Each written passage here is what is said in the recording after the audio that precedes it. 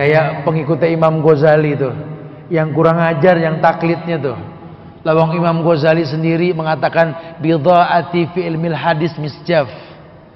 Ilmuku tentang ilmu hadis itu lemah, kata Imam Ghazali. Makanya beliau meninggal megang Sahih Bukhari, Imam Ghazali. Cuma muridnya kadang nyetak Ihya Ulumuddin, betul? Disebarin di semua universitas Islam. Setelah ahlinya mengecek, ternyata dari 1013 hadis di kitab Ihya Ulumuddin, 996-nya dhaif. Kebayang gak tuh? Jadi wajar kalau jebolan Ihya Ulumuddin benci sama sunnah, walaupun ketua sebuah partai Islam, kelompok Islam, organisasi Islam gitu.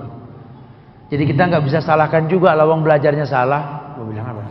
Ini yang terjadi sekarang, musibah besar yang terjadi kepada pandangan sebagian masyarakat terhadap Al-Imam Al-Ghazali. Orang semasanya sepakat para ulama Hujjatul Islam. Hujjah ini. Kalau ada orang menyoal Islam, beliau yang jawab.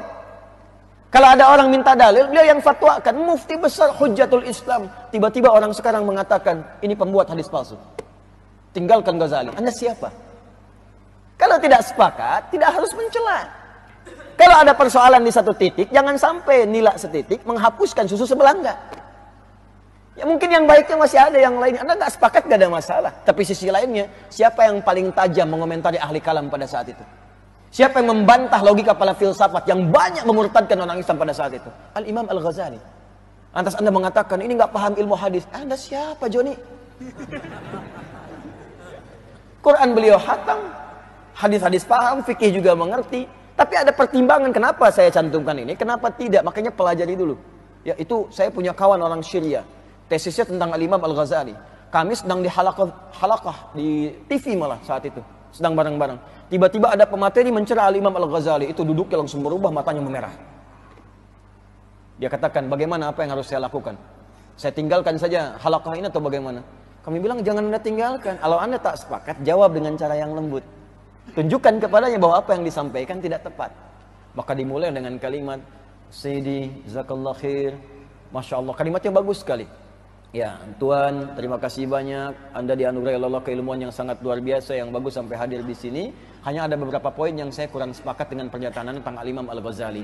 Dan Alhamdulillah, saya ini, tesis saya, itu fokus di bidang Al-Imam Al-Ghazali.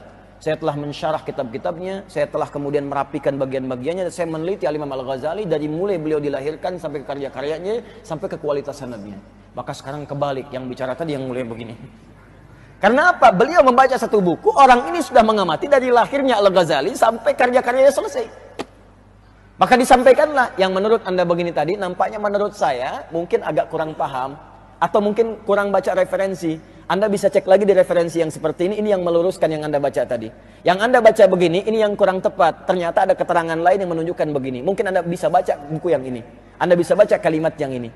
Setelah mendengarkan semuanya apa yang terjadi, yang satu tidak merasa digurui, yang kedua pun bisa paham dengan apa yang disampaikan. Akhirnya bersahabat keduanya. Selesai. Jelas ya? Dan itu indah, itulah akhlak. Itulah akhlak. Jadi jangan sampai perbedaan pendapat di antara kita menjadikan kita tidak bisa minum teh bersama. Paham ya? Allah